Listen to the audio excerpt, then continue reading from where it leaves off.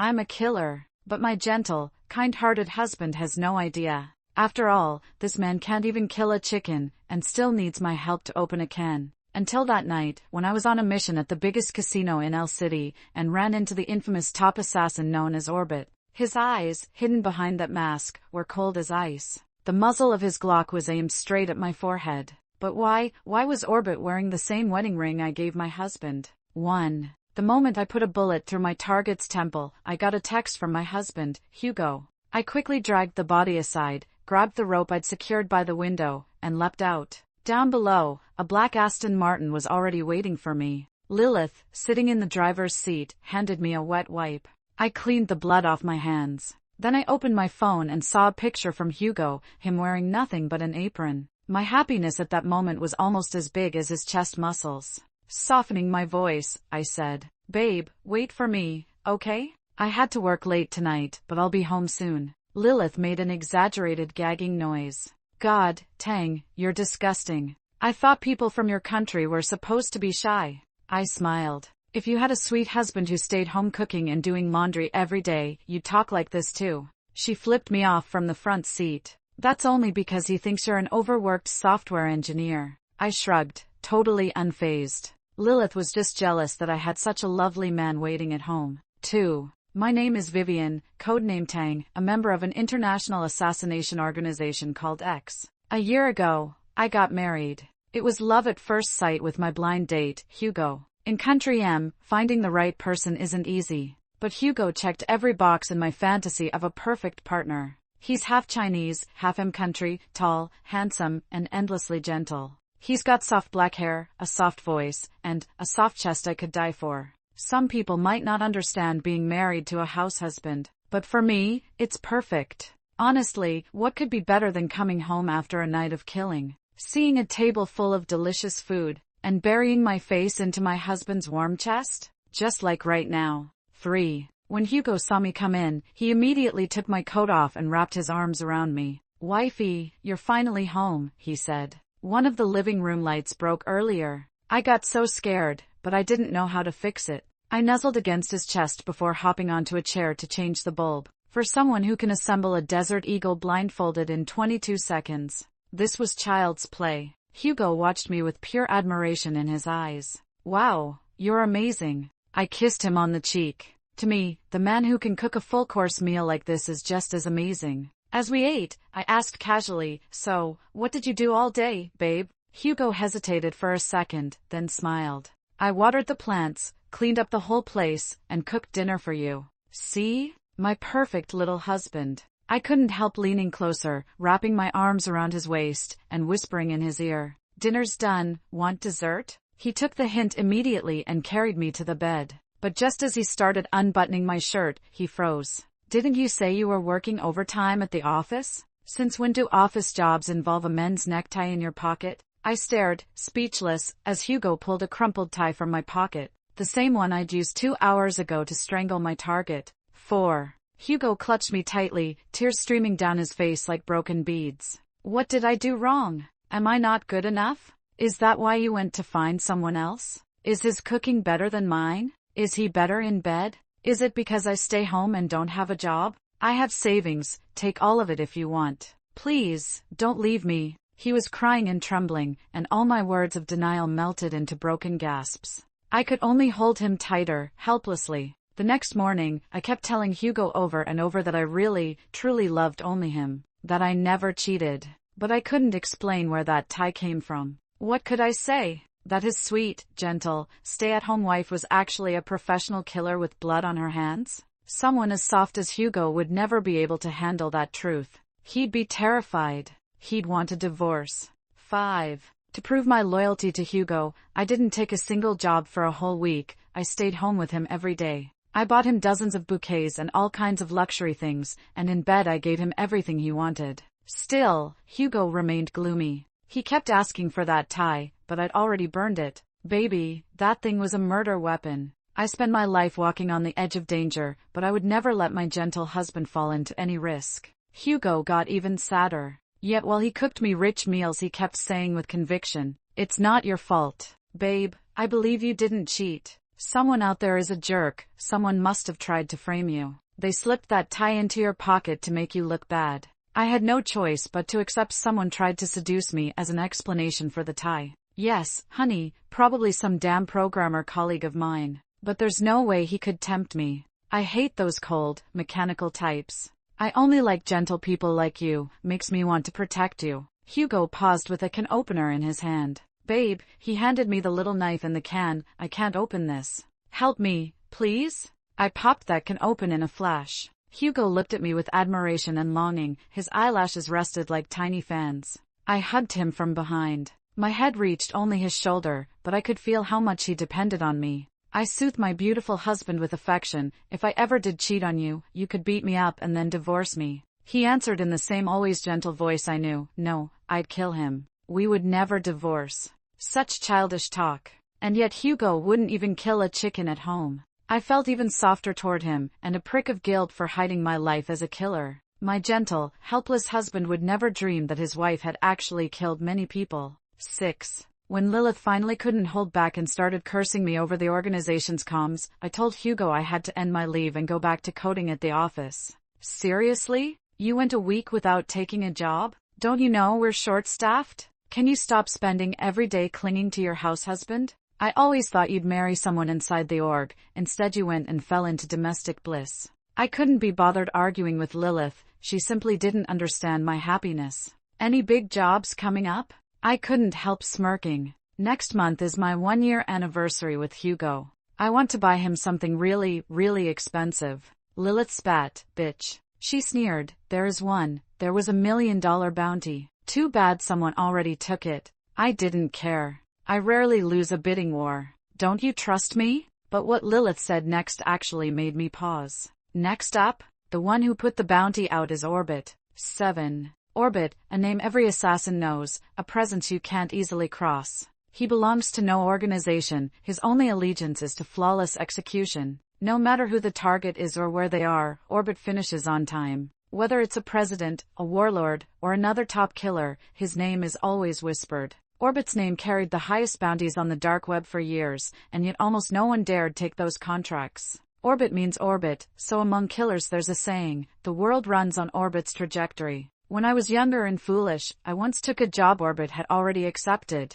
From far away I watched the target's head explode from a perfect shot taken 600 meters away, and I didn't even see Orbit's silhouette. But times had changed. I had a family now. I had a gentle husband to care for. Still, I decided to try. Competing with someone like Orbit would make my adrenaline spike just thinking about it. Besides, for some reason Orbit had taken very few jobs this past year, so any job he finally agreed to had to be interesting. There were rumors he turned down a $5 million offer, saying he wanted to focus on family and do less killing. No one believed it. People guessed he'd simply made enough money and wanted to slowly retire. Lilith started gossiping again. Rumor says Orbit has Chinese blood. Do you Chinese guys? I cut the comms off hard. Someone seemed to be tailing me. 8. Calmly, I changed destination and started moving toward Elwood Avenue. Today's target was a gallery curator named Grant. He'd run several art fund projects and used salon exhibitions to traffic smuggled artifacts and launder money. My employer was an Indian collector. Under Grant's promotion, a batch of medieval oil paintings had been displayed, and when they were returned, nearly 30% had been swapped for forgeries. My client paid me $100,000 to fix the problem. The job wasn't complicated. I had planned to finish Grant in his villa this morning, but I hadn't expected to be followed. The tale was skilled and odd. I exposed a weakness and tried to take him out when he moved, but he showed no intention of attacking. Was I the target? The organization? Or just an intelligence agent gathering information? As the gallery's opening approached, I decided not to waste any more time. Worst case I'd kill Grant first, then deal with the covert tale. 9. At 11 a.m. On the dot, the Sanctuary Gallery's cameras were under control. I shook off the tail and changed my checked shirt for an elegant dress. Grant appeared at the gallery, and I mingled with the other guests, playing the part. Okay, Tang. The keyboard will cause a brief disruption. Go in during that window and slip into Grant's private room. Lilith's voice was clear in my covert earpiece. Everything was set. I lay in wait in Grant's private room, ready to deliver the fatal blow. But I didn't find Grant there. I heard Lilith's voice instead, panicked. Move, Tang. It's over. Grant's dead. Killed by Orbit. I cleaned the scene, listening as Lilith described what had happened, and then calmly returned to the gallery hall. The surveillance, controlled by the keyboard, went down for a minute. When it restarted, Grant was already dead in the special exhibition hall, an exhibit scheduled to open in 2 hours. His body knelt before an oil painting titled The Saint of Betrayal. The bullet had passed through Grant's forehead and pierced the saint's heart in the painting. Beside the canvas, someone had affixed a black card with gold lettering. One word. Orbit. 10. Lilith was jittery. I could even hear her biting her nails over the comms. 10 grand? No way Orbit would take a job for only 100,000, and there's no way he'd leave his name. Did someone in our org piss him off? Is he threatening the organization? Or is there something wrong with that gallery? I didn't want to talk.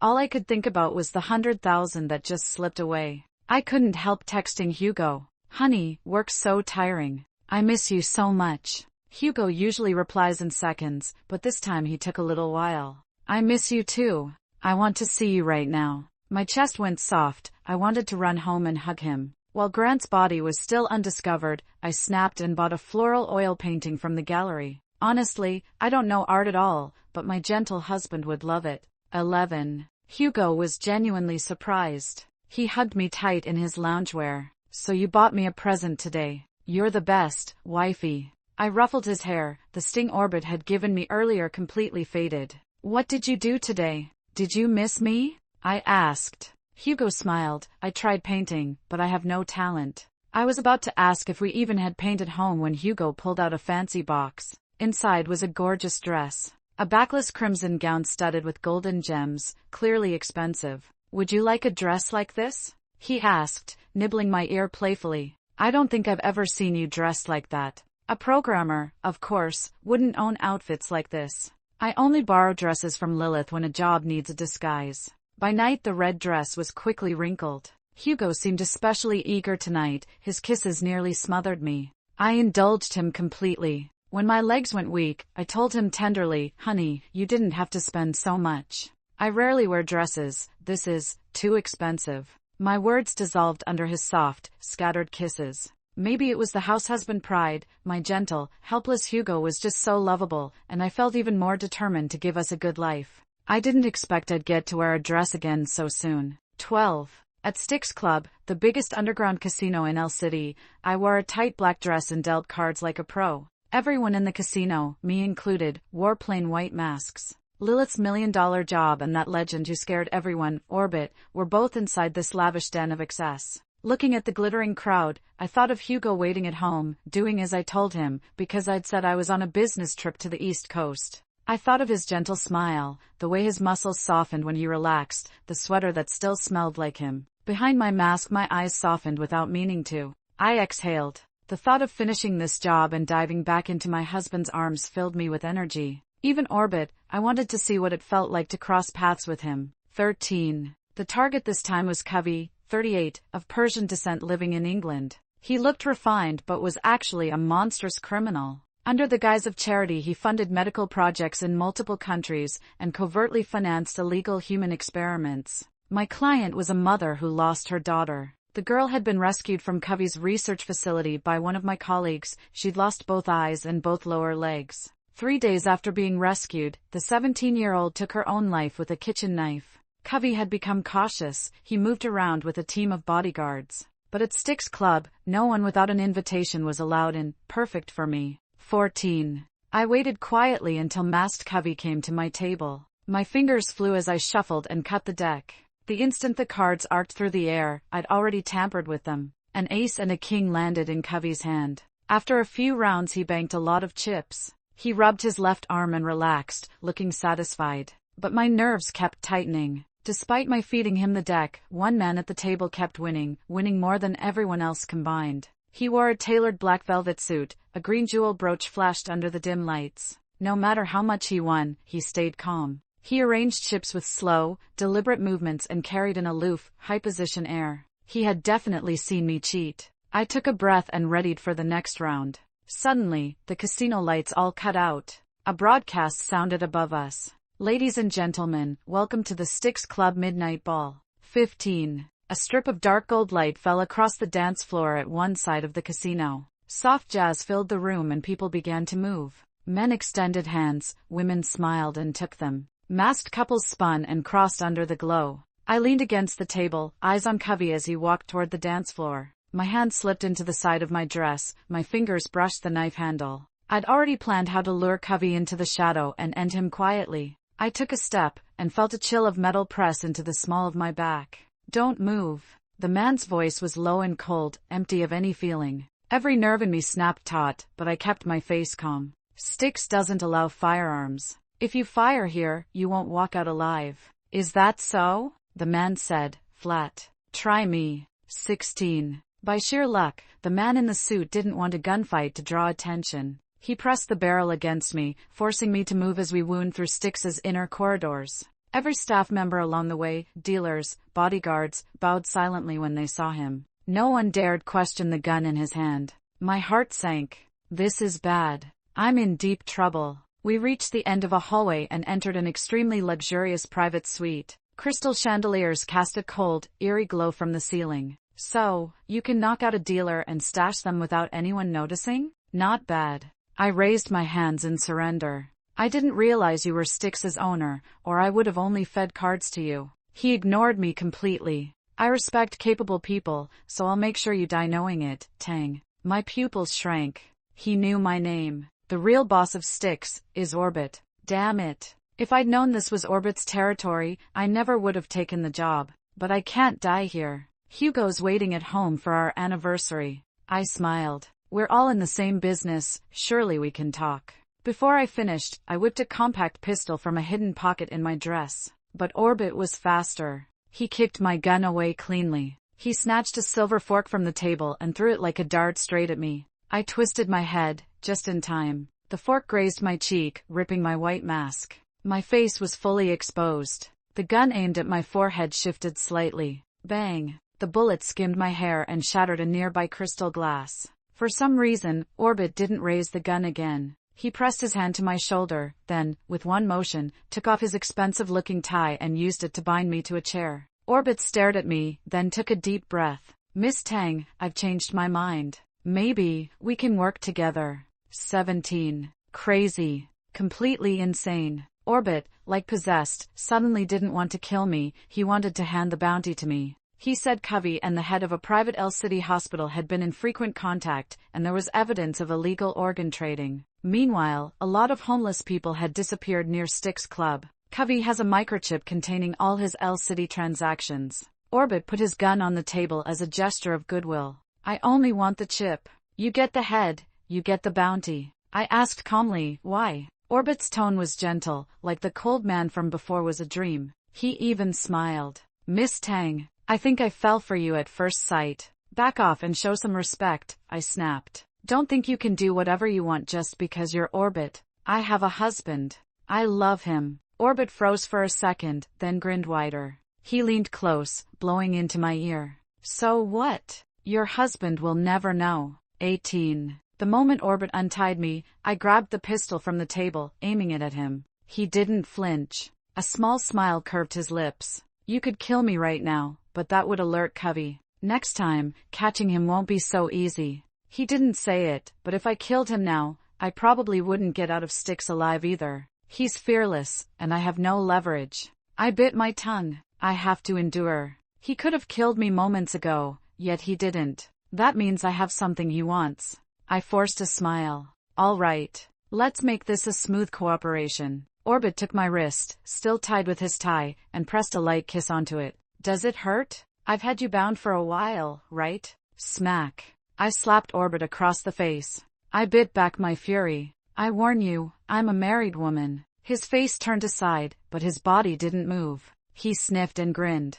"Miss Tang, your hands smell amazing. This lunatic, once Covey's dead, I'll make him regret it." 19. Orbit removed his green gem brooch and pinned it to my chest. I put on a new mask and followed him to the presidential suite Covey had booked. We searched the suite thoroughly, nothing suspicious. Even with electronic scanners, no chip was detected. I frowned. Even if it's not safe to carry on the body, we can't rule out the possibility. Suddenly, a keycard swiped outside the door. The next moment, I shoved Orbit into the nearby closet and crawled in after him. The closet was tiny, barely enough for 2 full-grown people. I pressed against Orbit's chest, almost buried in his embrace. I peeked through the crack. Covey was pacing outside, anxious. After a while, he made a phone call. The shipment's almost cleared. When's the money coming? Orbit's arm brushed my waist. I jolted.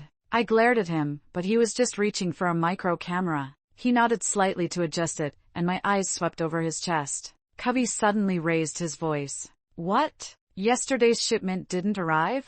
How is that possible? After some conversation, he fell silent, then suddenly said, I heard dogs barking in your hospital. He slammed the phone down. Covey pulled out a notepad, scribbling and drawing on it. 20. Seeing Orbit's serious, cold expression, I felt a spark of mischief and wrapped my arms around his waist. He froze instantly. My hand slid upward, pressing against his warm chest. I whispered near his ear, you have a killer body. Orbit trembled slightly, then clenched his fists. Aren't you loyal to your husband? I grinned wickedly. But like you said, my husband won't know about anything in El City. I nodded toward Covey outside the closet, scribbling furiously, then tapped Orbit's lips. This is thrilling, isn't it? Like an affair. Orbit's temple twitched, his voice nearly broke. You're supposed to celebrate your anniversary with your husband, aren't you? I shrugged, carefree. He's just a stay-at-home husband, after all. I smiled, playful. I still prefer a cold, dangerous man like you.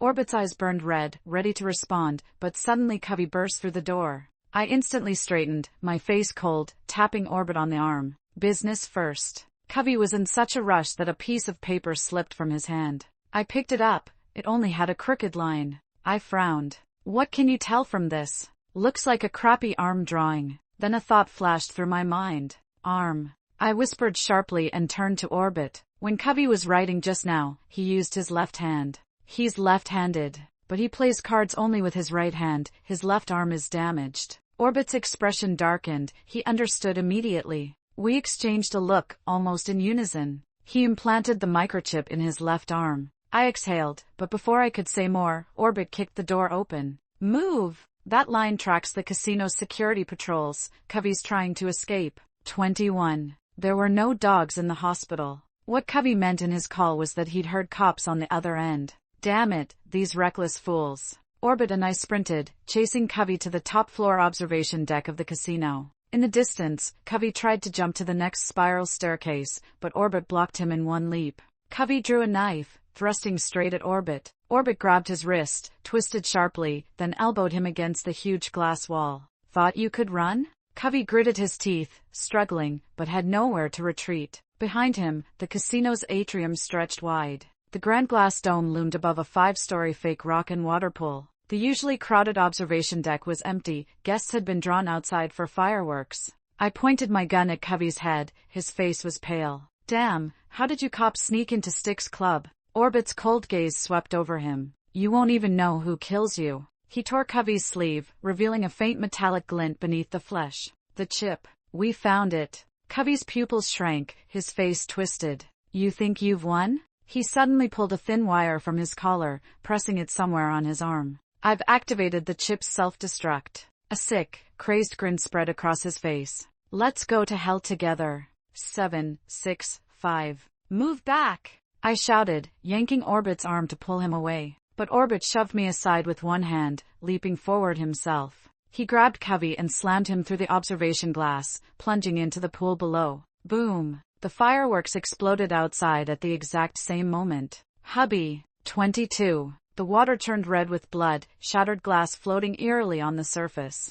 I froze, nearly collapsing in shock. Then, a shadow rose slowly from the water. Orbit, or Hugo, stepped out, water dripping from him. His white shirt clung to his body, wet and semi-transparent. Droplets fell from his bangs. He pushed them back, revealing those dark, beautiful eyes. Behind him, Covey's corpse floated to the surface. Hugo held the bloody chip in his hand, smiling gently at me. The chip's program needed a bioelectric trigger. I cut it out in time. He smiled so softly, as if we were in our living room, not a casino that had just become a death trap. I ran up, punching his shoulder, eyes red. I hate you. Hugo let me hug him, patting my back comfortingly. It's okay, love. I like you. 23. In that tender moment, I drew a deep breath.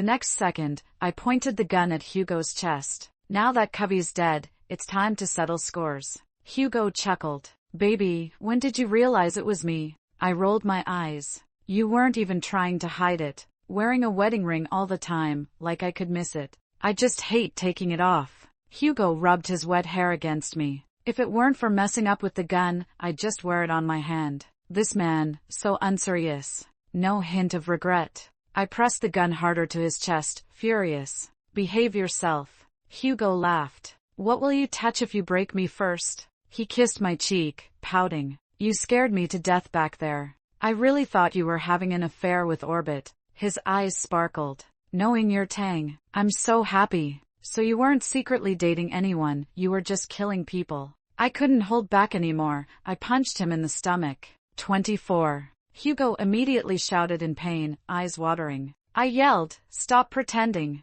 Do you think this is a tickle compared to Orbit? Seeing that didn't work, he wiped the corner of his eye and said plaintively, what about you, love, always working late as a programmer? Traveling to the East Coast? Yeah. Clearly, some families are just naturally chaotic. Seeing the conversation going off track, I quickly changed the subject. So, what about that chip? Hugo smiled. I have some old friends at the FBI helping me out. I'll hand it over to them later. From now on, we don't need to worry about it. You, a killer, working with the FBI? I gaped. No wonder you suddenly took this job. There are no permanent enemies, only permanent interests, Hugo said calmly. Otherwise, what's a measly million? Cut it out! I snapped, genuinely angry. What about my poor, hardworking stay-at-home husband I've been supporting every day? Be honest, where did you hide your guns before? I've never seen them at home. Just randomly in the oven. Hugo looked innocent. Well, you never go into the kitchen, love. I felt a bit embarrassed. Hugo hugged me, saying, when we first got married, I put most of my assets into a trust for you. I just never knew how to bring it up. He rested his chin on my shoulder. After all, I'm just a stay-at-home husband. I was afraid you'd think my money came from shady sources. I exhaled deeply. Wait, your money isn't legit either, is it? 25. Later on, we happily walked home hand in hand. Gentle Hugo made me feel safe, and strong Orbit made me feel sexy. When I first married Hugo, I thought I only liked the calm, stable life he gave me. But I realized, as long as it's Hugo, I love him no matter what. On our first anniversary, I changed my gift plan. Instead of something ordinary, I gave Hugo a custom handgun. The body was misty silver titanium alloy, matte finished for a cold, sleek look. The grip held a 1-carat red diamond. I had originally thought to make it a ring, but for a killer, a ring isn't exactly easy to carry. Nothing stays with a killer like a gun. On the inside of the barrel, I engraved Orbit and Whitey myself. I placed it in a black velvet box and handed it to Hugo, feeling a bit nervous. For our first year together, I said. And, for us being completely open with each other now. Hugo paused, then gently traced the gun with his fingers, like touching something soft and fragile. He silently engaged the safety and carefully put the gun away. Then he pulled me into his arms, voice low and husky. Thank you for loving every part of me. 26. Hugo's anniversary gift to me was a small island in southern France. He said that a killer's life is always full of danger and uncertainty. But I want to be the island where you can safely land. Tears pricked my eyes, and Hugo cupped my face. Let's go there for our honeymoon tomorrow, okay? He kissed me gently, voice soft. I used to worry that taking time off would get you, an excellent programmer, in trouble at work. Being a killer's job is much easier, as long as you don't take assignments. I stiffened, embarrassed. I just accepted a mission for next week. The next second, Hugo pounced on me on the bed. He looked injured, voice almost accusing. Love, tomorrow is the second day of our anniversary. Do you even love me? 27. I'm not sure if Hugo was really hurt, but I was. The next morning, I woke to the bed shaking, body aching all over, feeling like I'd been disassembled. I grumpily nudged the culprit beside me. Go answer it. Hugo obediently picked up. Hello, may I ask? Tang, are you crazy? You actually let someone touch your communicator? Lilith's hysterical voice came through the tiny device. Damn it, so it wasn't the phone ringing. I rubbed my hair, took the communicator from Hugo. Lilith yelled, forget it. Compared to what I'm about to tell you, this is nothing. She sounded nervous. You know, the mission you accepted this morning was already handled by Orbit. Did you really piss him off when you took that job in El City? No one's ever. I glanced at Hugo in his pajamas, his hand was ice cold. I gave him a glare, then said to Lilith, "Got it. Tell the employer not to pay Orbit. Send the money to my account." Lilith's voice skyrocketed. "Are you trying to get yourself killed, Your Majesty? I'm not ready to die young." "Me, the voice you just heard was Orbit." After a pause, a scream erupted on the other end. "Aya Hawk, you slept with Orbit, what about your husband? You're cheating, and he's..." I cut the communicator instantly. While I was talking to Lilith, Hugo had already clung to me, wrapping me from behind. I elbowed him in protest. "I can't reveal your true identity, now Lilith will think I'm neglectful." Hugo buried his face in my neck, chuckling softly. "Isn't that perfect, love? Your husband is me, your lover is me, you'll never need anyone else." I took a deep breath.